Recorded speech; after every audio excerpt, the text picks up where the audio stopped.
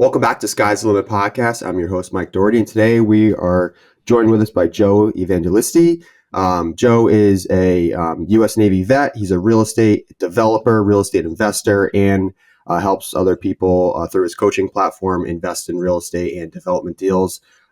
Joe has a impressive track record. Really grateful to have him here on the show today. So with that, Joe, welcome. Thank you. Appreciate you having me. Yeah, no, it's been great. So I'd love to hear about your story, how you got started, maybe your experience with the Navy, and then how that transitioned to real estate. Yeah, experience really started at a young age. I've been in construction my whole life, right? So my dad was a general contractor and really kind of the first entrepreneur in our family. And, he kind of set the baseline for me. I've always learned to work hard. My parents were divorced at a really young age. So, when I was probably 2-3 years old, I was running around job sites and, sweeping floors and picking up scraps and, just learned to really fall in love with the process of evolving and developing and building something from nothing.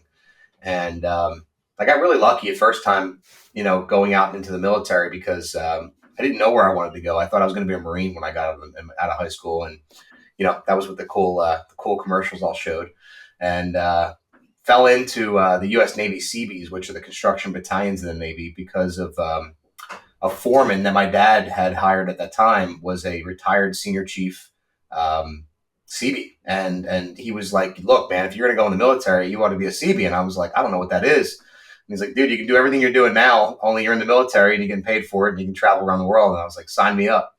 So had an amazing time with the military, with the Navy, got to go to all kinds of cool places, travel all over the world, worked at Camp David for a few years for a couple different presidents. And then my final tour was in 2003-2004 when we were invading Baghdad. I worked for U.S. Central Command. So I actually built the secure offices. They call them SCIFs, but, where the generals basically ran the war out of. We built all that inside of big hangar bays. And that was my last big stint, and then got out and, pretty quickly after that started getting into real estate investing. Wow. Yeah. Well, so thank you again for your service. It's really impressive. Do you think there was anything, did you always have a passion for real estate before you even joined the Navy, or was it, what came first? Do you think it was, what you were, learned and taught in the Navy that led you to believe, hey, I want to be an entrepreneur. I want to, pursue real estate full time? I mean, that's a big transition, especially, coming out of the Navy. So, yeah, when I was thinking about real estate, or before I was in it, I guess I used to think there's one part construction, right? Because you have to build the real estate. Somebody has to know how to put it together. And then there's the logistics behind the scenes, the mortgages, the private notes, the rentals, the landlording. So that to me was like two separate worlds. And I feel like when people get into real estate, they're trying to decide which one they need to get good at, right? And so I was hyper confident on the construction side. I was like, man, I can buy this thing, and I know there's nothing I can't fix. There's nothing that I'm going to run into. It isn't a big problem. Learn through lessons and trial and error that's not always true, but I was really confident on the construction side. So my first, dive into the deep end with real estate was in 2007. And we bought a couple fix and flips, and we bought them traditionally, right? We put 20% down, went to a bank, did the whole thing. And I thought I was going to get rich overnight. I figured I'd be a millionaire within a year or two, right? Because I'm going to flip a couple houses, make a bunch of cash. Everybody's doing it. HGTV made it cool, And I learned real hard that you had a real fast lesson. In 2008, obviously, the market just came out from underneath of us. But what a lot of people don't remember is it took like 12 months for that crash to happen. Everything was softening for a while. So I bought my first one before I even bought my third one. The first one was already coming down in value. I was like, man, what's going to happen here? And so we were forced to course correct, right? We were forced to. I never wanted to be a landlord. I never wanted to keep these properties long term. I was a construction guy. I'm going to build these things and flip them, and everyone's going to be happy.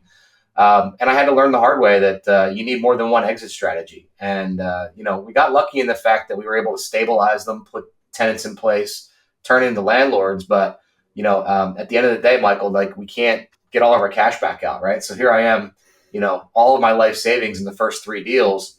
And I was kind of like, I don't know if I'm allowed to, up Schitt's Creek, right? I had no way out. I didn't know what to do. And so I had to start turning to private money, OPM, trying to figure out how to do it, the new school way at the time. And luckily we did, and that's what kept us on track, and we kept flipping and kept building. And I had to find alternative means. I became a bartender, I became a broker, I started selling real estate. I did all kinds of things to survive during that time. But it taught me a lot, and it taught me, really, where focus goes, energy flows, which is what I say today, right? So when you start to really focus down deep, and you start to unlock your passion, your purpose, and all that kind of good stuff, which we can get into today. Yeah.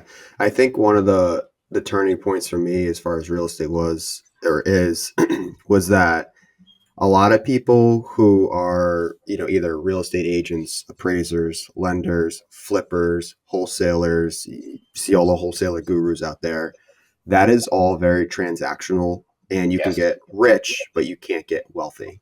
Yes. And by owning real estate, you can become wealthy and it can become somewhat passive. People Yeah. say real estate is passive. It's really not, unless you're Absolutely. owning, No. triple net lease buildings, or you have your whole property management team in place. There's still stuff to be done every day. So I don't think real estate in the traditional sense is passive, but it can become passive. But it's a wealth building tool, and it doesn't happen overnight. Yeah, and even as passive as it can become, you never get away from being a problem solver, right? So like, you're always dealing with some sort of thing, whatever that might be. There's debt due, there's tenants burning places down, there's natural disasters. I mean, look, no matter what we do, we're always going to find a need to solve problems, and I think that's the biggest takeaway from trying to grow a real estate portfolio. 100%. So you started, so you left the Navy, you started doing some flips, doing a bunch of different side hustles. And now primarily, correct me if I'm wrong, you primarily do development deals, ground up construction. Yeah. So, yeah, you kind of jumped ahead of me, but like 4 or 5 years ago, right before COVID, we really made a hard pivot into self storage development, and a lot of the reasoning behind that was the stuff that you just mentioned, right? We did nearly 1,000 transactions, wholesale, sale, fix and flip, new construction for 12 years. From '07 to, I don't even know what that is, 1920, something like that. And, effectively, it's a transactional business, right? Like, I mean, I would flip houses. I would make a lot of money on paper. My tax returns showed me making a lot of money, but I never had any money. And I got to a point where I was like, man, this is crazy. We're doing dozens and dozens of flips per year. I'm adding all these rentals to my portfolio. Where's the cash? And I started realizing that even fix and flip is a transactional business, man. It's not that much different than wholesale. There's some different tax implications. And you might make a little bit more money, but I'll tell you what, you'll lose a lot more years off your life too if it goes out of control. And so I really had this kind of epiphany in talking to one of my coaches. We were like, man, he was like, what do you really want? And it's a simple, simple question that I ask my clients now. It's like, and I find too, Michael, like 90% of people can answer this question, right? In a very genuine, honest, self-serving way. Like, what do you want, right? And when I say self-serving, I don't mean, it's just all about me, but like, what impact do you want to make? What do you want to create? What really makes you passionate? What do you really want? And when I started asking myself that question, what I realized was I was just chasing transactions, and I was the next deal, the next deal, the next deal. And I didn't want to be like that. I wanted to build a real portfolio, what we call legacy wealth. And I realized that that's not going to come from single families in my world. I'm not saying you shouldn't do it. I'm not saying it's not a good stepping stone. I'm not saying that you can't make money in every type of real estate. But for me, it became a burnout thing. It became a how long can this candle burn before I'm out and I'm just going to be toast. And the single family world took that out of me. And so transitioning to commercial, it allowed us to build exponentially bigger projects with an exponentially smaller payroll. So like you asked about team, my team used to be 40 to 50 people when I was flipping houses. Now my team averages anywhere between 10 and 15, depending on what project and we need and expansion, contraction, things like that. And, we're doing, probably 15 to 20 times the revenue we were before, we were when we were flipping houses. And so to me, it's management, it's expectations, and it's like, where does your drive need to be placed Yeah. to keep you going? Where do you primarily do your development deals or investments in general? Where in the country? Yeah, so in the self storage world, we're going where the markets are taking us, and so we're doing deals in Texas. We're in 7 states right now. I think we're in Texas, Michigan, and Ohio, Florida, New York, New Jersey, and I'm missing one. But we're spread out. I want to be in areas of obviously positive growth. We're looking at demographics and we're looking at competition. And so self storage is a really interesting business because even though certain areas got saturated in the last couple of years, there's still plenty of opportunity and plenty of places to go break ground and fill a need. Yeah. And so, in addition to development deals, you also do some coaching, right? You help others, kind of achieve those goals. Can you talk a little bit about that? Yeah, I know definitely. We call it legacy builder coaching, right? Like Okay. legacy builder executive coaching, and the whole concept really is what are we doing it for? What's the end game? What are we trying to create? And primarily it came from it's like one of those cause and effect type of things. Like what creates the coaching? Well, I got out of my darkest spots in the last 15, 20 years through coaching. Every time I had a major problem, who did I turn to? I turned to a mentor or a coach. And so it was kind of natural as we were building the single family business. Like I would have an overflow of deals, and people would say, well, how do I get in those deals? And I'd coach them. Or people would say, how do you find those deals? And I'd coach them. And now, as we got into self storage, same thing happened. We started to find that people would hire us to gain knowledge on how to acquire and entitle and underwrite large self storage deals, and then take them vertical and build them. And so it's been super rewarding, that I get to not only work with amazing operators, but also help to see them reach their potential. And it's the same thing. I call it the five roads to victory, but it's the same five things that we all get stuck in as people that keep us from reaching our what we're trying to do. That what do you want, right? Philosophy, trying to get to that answer. It boils down to those five things. Yeah, I mean, I think when I think of coaching and I think of real estate as a whole, I think of Maslow's hierarchy of needs. And at the very top, obviously you have your basic needs of food, shelter, love, compassion, but at the very top, it's self-fulfilling. And I Yep. think I think giving back, coaching is a way of giving back. Um, Yeah. it all goes together. So that's pretty powerful. Yeah. So as far as development's concerned, you are primarily developing self-storage buildings. You are not doing multifamily or mixed use or hotels or anything of that nature, right? It's primarily self-storage. I've done everything you just mentioned except for hotels. Right now, we're pretty focused on the storage industry, but I also look at some different outliers in the storage industry. So, we're looking at flex space opportunities. We're looking at a lot of that industrial flex. That kind of mix. There's this weird spot right now that needs to be filled with logistics around the country. So you hear people talk about data centers. That's one thing. But a lot of it's logistical shipping, right? I think if you build a warehouse anywhere along a main corridor that's 30 to 100,000 square foot on the East Coast, it's getting snapped up in a hot minute, right? So that warehousing, fill space, and then what we call I call them blue collar condos, right? But they're just oversized garages that you can either condo for rent or for sale for blue collar businesses because the handyman, the plumbers of the world, the electricians, they're in crazy high demand. They're getting paid higher than they ever have been before. And they're starting to make their way into nicer, garage spaces with nice storefronts and turning it into a business. People want to come work with. So there's a lot of opportunity there, especially along the East Coast, along the corridors, and a lot in the West. But we haven't seen it as much in the East. These Yeah, contractor garages. yeah, no, that's a really good idea. Well, actually, our team here has an off market self storage deal here in Connecticut. It's got to go through some environmental phase one, phase two, and some cleanup, but it's a perfect deal for someone like yourself, experienced, where it's currently mom and pop run. The owner's 85 years old. Everything is paper and pen. There's no computers. My favorite. He says his annual, and it's got those large contractor bays where you can get in some Yeah. heavy duty equipment, and then half the other, it's on quite a bit of acreage, and so half of it's self storage and the other half is old contractor yard, really old excavators, old backhoes, and all that stuff. So Yeah. it's a really cool opportunity. I guess a little self-fulfilling here is, what do you, when you're looking at a deal or analyzing a deal, do you ever consider buying existing self-storage, or do you want just the raw land and then construct it from there?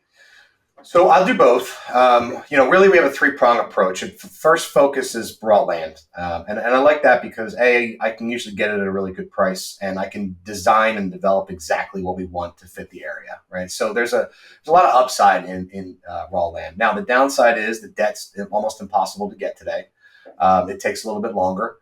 You got to ramp it up from zero. You're not getting any cash flow for probably 3 to 4 years, depending on, well, maybe that's an exaggeration, 2 to 3 years. And so there's a lot more, there's some challenges in it, but you get, sorry about that. But you get the end game, right? You get what you're looking for and you get to design it from scratch. So I think there's a lot of positives to it as well. The second biggest one we go to is reconditioned big box. Like I want to take any large building and I want to convert it. So we have a project in upstate New York. It's 21 acres, 100,000 square foot building existing. I could get into the details of the deal, but essentially we ended up with adding 50,000 square foot of garage. So now I have 100,000 square foot self storage, and I still have 50,000 leftover retail space. And then I have pad sites out front for quick serve restaurants or drugstores, things like that. So there's a lot of opportunity in redevelopment, especially stuff that's been sitting for a long time. And, maybe a Kmart. And think about all these big boxes. I always say, there's more of them going out of business than there are coming into business for sure, right? But you got Sears and Kmart and all these different stores that have closed in the last couple of years. It's so crazy you said that. You were the third person I've done an interview with now that is transforming big box retail, minimum 50,000 square feet, into indoor self climate controlled self storage. And I also have a client. They're a national, kind of family run private equity firm that's all they do. Yeah. 50,000 square feet. They have their demographic criteria within 1 mile, 3 mile, 5 mile radius, but they're converting old Kmart's, Walmart's, Stop and Shops, Big Y's, Aldi's of the world that, to your point, are all, they don't need the space anymore. Maybe Amazon's pushing them out. You have these big box vacant buildings that they're transforming. And you guys got to be onto something, because this is now you were the third or fourth person I've had a conversation with in the last month. It's crazy. So you got to think about cost of goods, right? That's the biggest challenge. What does it cost to put concrete in the ground? What's it cost to do site work? So if you buy those buildings at the right price, you're saving yourself probably arguably $100 a foot, let's call it on average, just to build the building, right? Or call it 80, whatever number you want to call it. I know there's a lot of people that want to put the asterisks on whenever I use numbers, but like whatever it is, you're saving a lot, right? You're probably not going to spend $100 a foot to buy that building, depending on its location and how long it's been vacant, who the seller is. But there's a ton of opportunity on the flip side to recondition it, turn it into something that's usable, especially if you can get 15, 16-foot ceilings, because you can actually, I'll give you guys a little secret, you can do a mezzanine, right? So I can do 2 stories inside of a 15-foot clear span. If it's an old Kmart or something like that. And a lot of them are, right? Remember, think about it. You walk into a Target right now that's been built in the last 10 years. Those ceilings are 25 feet tall. So, if you find a building that's built like that, you can definitely get 2 stories of operation. So if you bought a 50,000 square foot building, you got a 100,000 square foot Class A climate controlled facility. Wow. Yeah, I love that. Man, that's so cool. That's the only thing that, we haven't dived into yet. We own mixed use, we own triple net, we've done the flips, we do the wholesaling, own the multifamilies, but self-storage is the one asset class that I want to get into. Just, it seems like it's the hardest to find. Yep. You can analyze any deal till you're blue in the face, but it seems like finding the right one at a cap rate that makes sense. Very difficult. Everyone wants to be a value add investor, but yeah. Let me ask you this. Let me flip it on you. What's your favorite? What's your favorite class so far? What have you guys done? Maybe a favorite deal. I think the most tried and true has been multifamily. So I'd say, we've owned a bunch of 2 to 4 units, we'll call it, in the residential world. And then we went into the larger commercial, because that's what we thought you needed to do. That was the big and sexy thing to do, is to go bigger, bigger, bigger. And now that we own bigger, I would disagree. I would say that I sleep a lot better at night knowing, my 2 to 4 family, I know exactly what it's going to cost me, or the expenses that will come up. I know that roof's $20,000 versus a $50,000, $60,000, $70,000 flat rubber roof on a 40,000 square foot mixed use building. I'll give you another example. 2 years ago, we bought a 40,000 square foot building and had a $500,000 renovation budget for build outs and for leasing. and we had a $17,000 elevator bill come up out of nowhere. An elevator closure door. Like, how do you underwrite that? That could eat your cash flow for an entire year. You don't get those same expenses in a 2 to 4 family residential apartment. Yeah. Now, what I like about commercial that I don't like about residential is that commercials, as you know, is directly tied to your net operating income. So for every dollar I put in and increase the rent roll divided by the cap rate, that's my return right there. So I can really impact the value of my commercial asset way more than I can on a residential property, which I'm always a holder to the call it the sales comparison approach. The property next door to me. What's the property next door to me worth? Doesn't matter in commercial. Yep. They do, we're doing a big cash out refinance now on that 40,000 square foot mixed use building. We bought it for 2.225. We leased about 50% of it out. When we bought it was 50% vacant. And arguably we increased that building's value in 1 year by $1 million. It's And awesome. it's that's the power of commercial. But do I sleep as well at night? No, I don't. But the high risk, high reward, right? It's all relative. So Yeah, you got to um, take risk. I think that's the point. Is people. Yeah, I'll tell you. I was saying to somebody the other day. Even the deals that I had a hard time sleeping with at night 10 years ago, 12 years ago, those deals sold for big money. And so even it feels like sometimes you're in it and you're like, man, I don't know how I'm going to get out of it. And then yeah, somehow you wake up 10 years later and it's all good, and you refinance, cash out, and you have a windfall. So yeah, definitely stick through it. You guys are doing the right thing. But I no, appreciate I it. feel you. I Thank you. feel you for sure. Yeah. What's next for you guys? I have two questions. One, I want to Yeah. know what's next. What's in the future? I see you have a beautiful family behind you. I'd love to learn, Yeah. hear about what you and your family are doing. What's next steps for you guys? And then also, I'm always genuinely curious what everyone's day to day looks like. Like you Oh wake yeah. up, walk me through your day. So let's start with your business and your family first. All right, so you can see the small pictures on the wall. They're about 3 times that size now. So they're 12 and 15. I don't know. They Okay. would have been 2 and 6 in those photos. 12 and 15. So I got a middle schooler and a high schooler. Family is absolutely incredible right now. We dealt with. I won't get into the details, but we dealt with a lot of struggles when they were young. One had health issues. They both had health issues in different ways, and so super grateful that they are what they are today, and that they're thriving in school and they're having fun. And the older one just had a really rough middle school. Just didn't have fun at all, and didn't really want nothing particular, no bully or anything. Just didn't like it. Loves high school now. I actually dropped her off 2 hours early today, so to do a scavenger hunt at her high No, school. So awesome. she's into it. Family's awesome. The day to day, dude. My perfect day is I spend the first couple hours of my morning routine. Right, so I gotta get a sweat. I have to journal. I have to meditate a little bit. Generally, it's some sort of devotional in my Bible, and just reading something good to keep me positive. And then get the girls ready in the morning. Have breakfast with them. Probably, my wife will argue that she probably takes them to school more, but I like taking them to school. I like having the morning routine with them.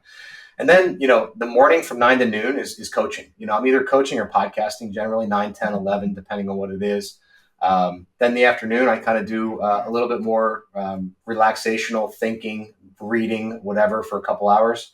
And then the last couple hours of the afternoon is projects. So my wife and I have started getting back into, I just have a love for construction, so, we've started looking at different flip opportunities, wholesale deals locally, really kind of getting back into the community. I was out of it for a while when I started going nationwide with self-storage. So I kind of missed it a little bit, knowing the locals and knowing who's in the business around me and who's building the houses in my neighborhood, things like that. So started turning more towards that in the afternoons. And then evenings is really, I'm super, super lucky and blessed that I have my dad lives next door and my in-laws live 4 doors down. So at least 4 nights a week, we're having family dinner, Oh, usually that's 4 to awesome. 6. So I'm not much of a socialite, man. I have to force myself out to networking sessions and things like that.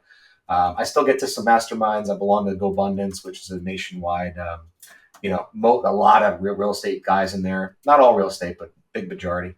So I still travel. I try to travel at least once a quarter. I just had major back surgery in October, so I wasn't allowed to fly until probably like right now. I think I'm Oh clear to fly. wow. So I'm getting back into that routine, and Yeah, that's my day, man. It's not too exciting, but Yeah, it's cool. I really get to control my time the way I want, and to me, that's real freedom. Yeah.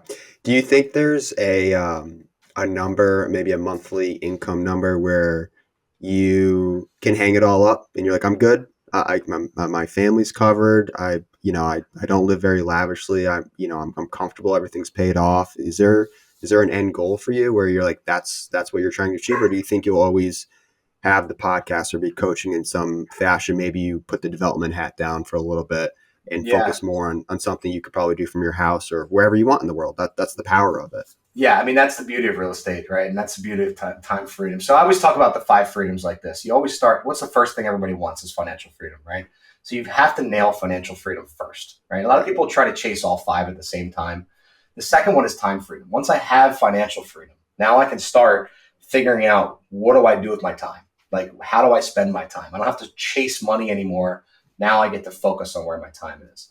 And then the third one is geographical freedom, right? So now I can be wherever I want, do whatever I want, whenever I want, because I'm not worried about where's the money coming from and where's the time going to happen. Okay. And then so we work our way into the fourth one, which is relationship freedom. Because so many of us are forced to, or we think it's a self-enforced forced, right? But we think we have to spend time with certain people who don't make us feel better, who don't impact us, who don't spiritually, create with us and help us grow.